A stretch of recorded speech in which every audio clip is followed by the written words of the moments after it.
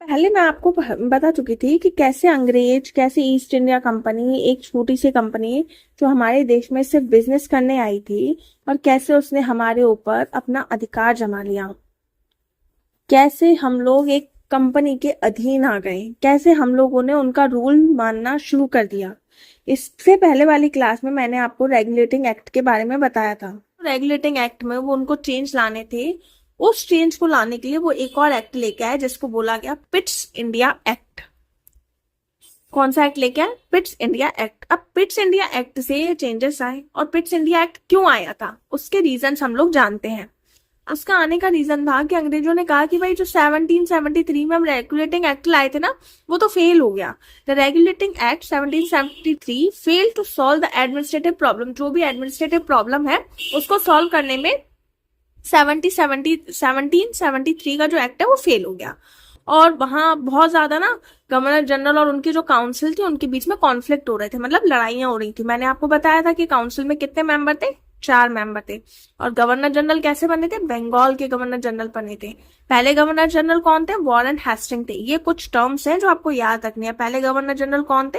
Warren Hastings. इसी के साथ जो करप्शन था और मिसमैनेजमेंट था ईस्ट इंडिया कंपनी का, वो भी बढ़ता जा रहा था, जिसके चक्कर में हमको पिट्स इंडिया एक्ट लाना पड़ा। Companies territory and political influence in India expanded rapidly. उनका जो ईस्ट इंडिया कंपनी का कब्जा था वो हमारे इंडिया पे बहुत तेजी से बढ़ता जा रहा था। ब्रिटिश गवर्नमेंट चाहती थी बहुत ज्यादा कंट्रोल करे हमारे इंडिया के अफेयर्स को, सारे अफेयर्स, चाहे वो इकोनॉमिक से रिलेटेड हो या पॉलिटी से रिलेटेड हो, सारे अफेयर्स को ब्रिटिश गवर्नमेंट कंट्रोल करना चाहती थी।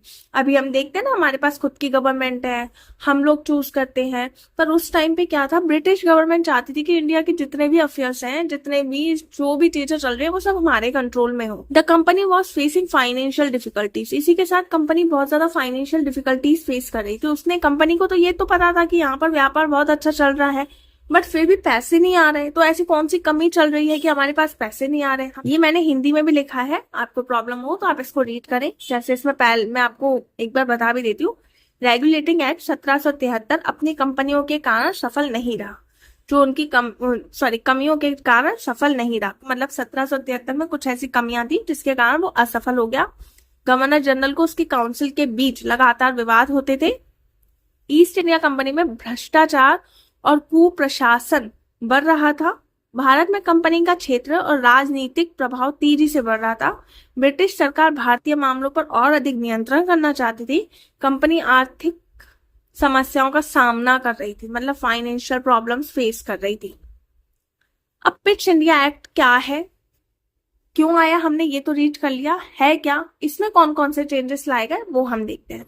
सबसे पहले इसमें क्या है कि हमने इसको नाम पिट्स इंडिया एक्ट क्यों दिया? इस एक्ट को पिट्स इंडिया एक्ट इसलिए कहा गया क्योंकि उस टाइम पे British prime minister William Pitt the younger थे, जिनके नाम पर इस एक्ट का नाम पड़ा। इसी के साथ ईस्ट इंडिया कंपनी पर ब्रिटिश सरकार का नियंत्रण बढ़ाया गया। British government increase its control over the east India company. इसी के साथ हमारे यहाँ पर जो सरकार के काम है, या सरकार को 2 भागों में बांट दिया।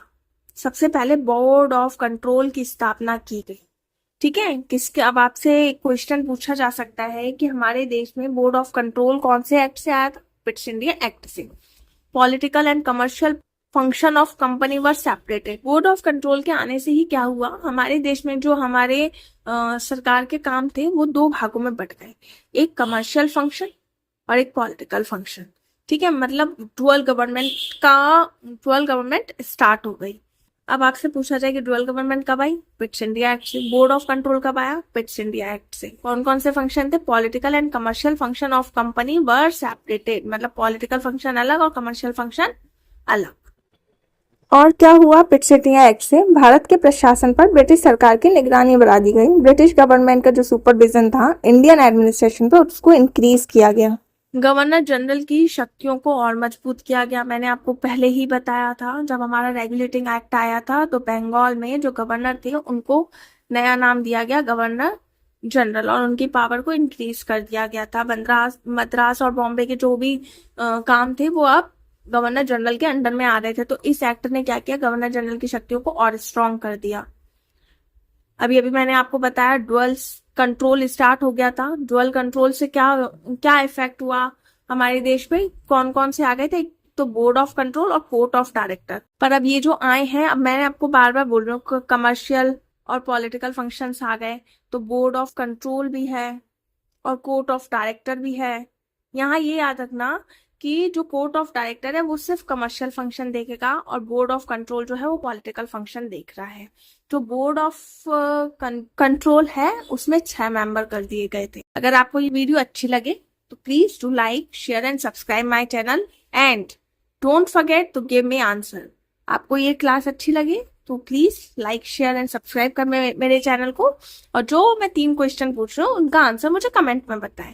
तो सबसे पहला क्वेश्चन ये है कि कौन से एक्ट से ड्यूअल गवर्नमेंट की बिगिनिंग हुई थी, मतलब द्वैध शासन कौन से एक्ट से आया था। बोर्ड ऑफ कंट्रोल और कोर्ट ऑफ डायरेक्टर को कौन कौन से फंक्शन दिए गए, और ड्यूअल गवर्नमेंट में कौन कौन से फंक्शन को अलग किया गया, मतलब कौन कौन से फंक्शन अलग किए गए।